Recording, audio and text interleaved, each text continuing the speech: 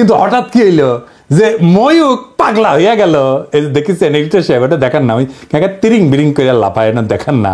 ও কলে তারেক হেভি টাপাইছে, ওই যে গণ অধিকারের তারেক, বুঝাও। দেশের সঙ্গে যুদ্ধ ভারতের কাছে তো কয়েকদিনের ব্যাপার নয়, কয়েক মিনিটেই ফয়সলা হয়ে যাবে।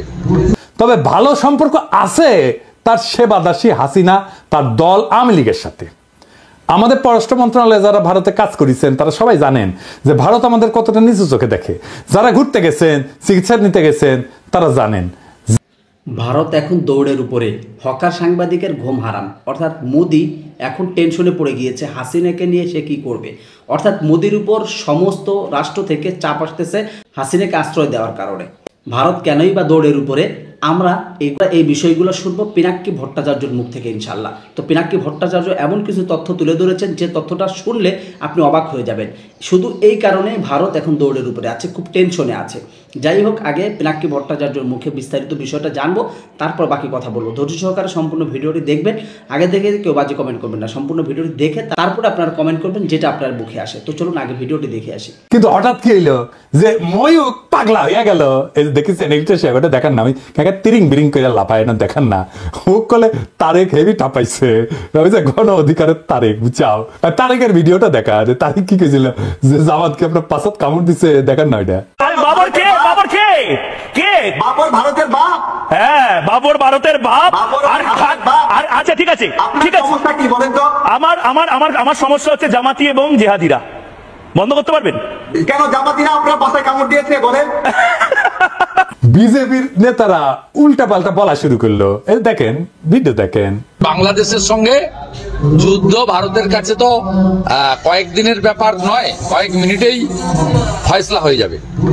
আমরা বড় ভাই হিসেবে চিমটি কাটছে, আঁচড় কাটছে, সহ্য করছি, বেড়া আমরা দেবই। বাংলাদেশের সীমান্তে কাঁটাতারের বেড়া বসানোর দরকার হইল, দেখেছেন।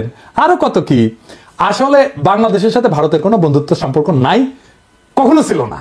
তবে ভালো সম্পর্ক আছে তার সেবাদাসী হাসিনা, তার দল আওয়ামী লীগের সাথে। আমাদের পররাষ্ট্র মন্ত্রণালয়ে যারা ভারতে কাজ করেছেন তারা সবাই জানেন যে ভারত আমাদের কতটা নিচু চোখে দেখে।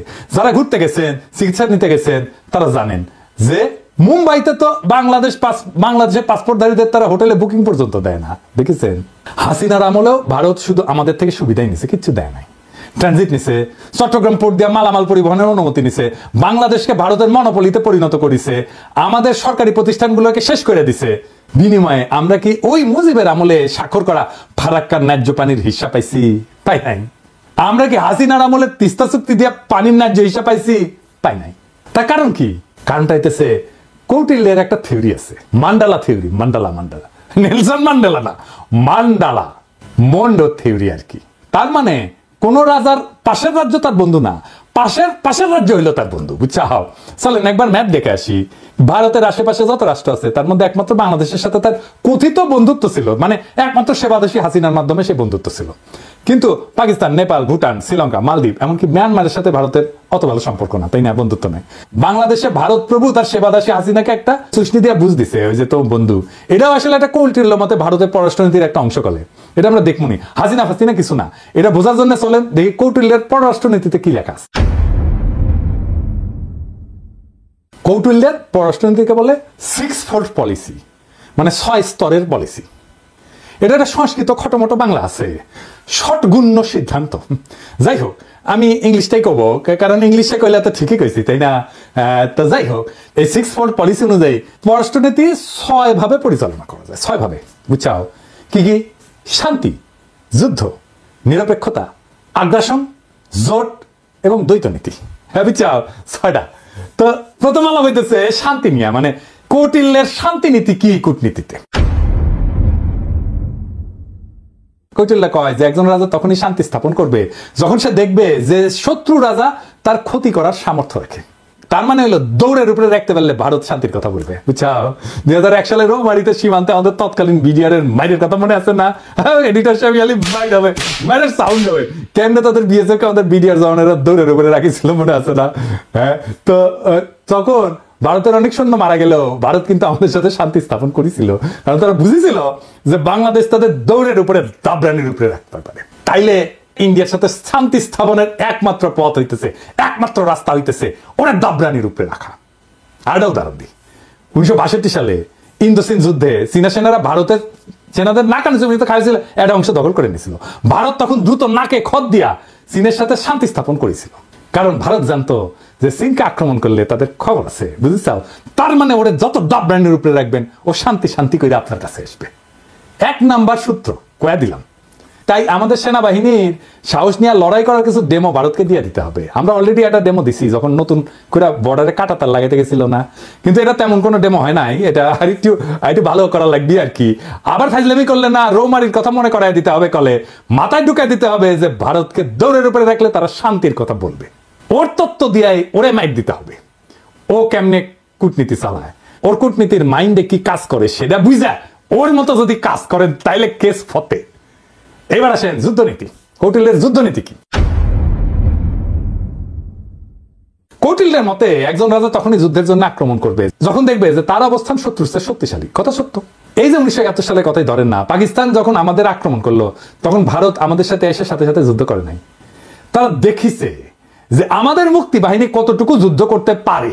যখন মুক্তি বাহিনী আমাদের পাইরা ফেলাইছে না পাকিস্তানি বাহিনীদের, যখন দেখেছে যে মূল কাম সেরা ফেলাইছে, তখন 3রা ডিসেম্বর 71 সালের মুক্তিযুদ্ধের শেষের মাত্র 13 দিন আগে যৌথ কমান্ড গঠন করিয়া মুক্তিযোদ্ধাদের ক্রেডিট নিয়ে বাংলাদেশকে স্বাধীন করিয়া দেওয়ার ক্রেডিট নিয়ে নিছে। বুঝছাও? এটা হইল ভারতের সাম্বাজ যুদ্ধনীতি। এরা তখনই যুদ্ধ করবে যখন তারা বুঝে যে তাদের জেতার সম্ভাবনা 100%। অনেকেই জানেন যে শেখ মুজিবের বান্ধবী যে ইন্দিরা গান্ধী, সেই সময়ের ভারতের সেনাপ্রধান জেনারেল মানেকশকে জুন মাসে কইছিলেন যে এই যুদ্ধ শুরু করতে, কিন্তু রাজি হন নাই। কারণ তখন বাংলাদেশে বর্ষাকাল এবং তাদের সেনারা বাংলাদেশে বর্ষায় যুদ্ধ করলে পাকিস্তানের কাছে গোয়ারা আসবে। সত্যি কথা, আমার কথা না, মানেকশর কথা। তার মুখে শুনেন দাও কি কইছে, এই সাহেব শুনে দেন। And if I were to go in, I guarantee you 100% defeat. I said to Mrs. Gandhi, will you now give me your orders? All right, cabinet will meet again at 4 o'clock. So everybody started walking out. I, being the junior one, a smile on my face as I was going out. She said, Chief, stay behind. So I said, Prime Minister, before you open your mouth, shall I send in my resignation on grounds of health, mental or physical? I said, oh, sit down, Sam, tell me. Everything you told me is the truth. I said, yes, everything I've told you. যাই হোক দর্শক মণ্ডলী, পিনাকি ভট্টাচার্যর প্রত্যেকটা তথ্য আপনারা জানতে পারলেন। সে কিন্তু ইতিমধ্যে সোশ্যাল মিডিয়ায় যে তথ্যগুলো দেয়, সে এবং ইলিয়াস, সাংবাদিক ইলিয়াস, ব্যয়বহুল তথ্য এবং সঠিক তথ্য দেয়। শুধু এই কারণগুলোর জন্যই ভারতের ঘুম হারাম হয়ে গিয়েছে। যাই হোক দর্শক, আজকের ভিডিওটি দেখে আপনার মূল্যবান মন্তব্য কি অবশ্যই কমেন্ট করে জানাবেন। ভিডিওটি ভালো লাগলে লাইক এবং শেয়ার করে অন্যদেরকে দেখার সুযোগ করে দিবেন। তো সম্পূর্ণ ভিডিওটি কন্টিনিউ করার জন্য আপনাকে অসংখ্য ধন্যবাদ। তো সবাই ভালো থাকবেন, সুস্থ থাকবেন। আসসালামু আলাইকুম ওয়া রাহমাতুল্লাহি ওয়া বারাকাতুহু।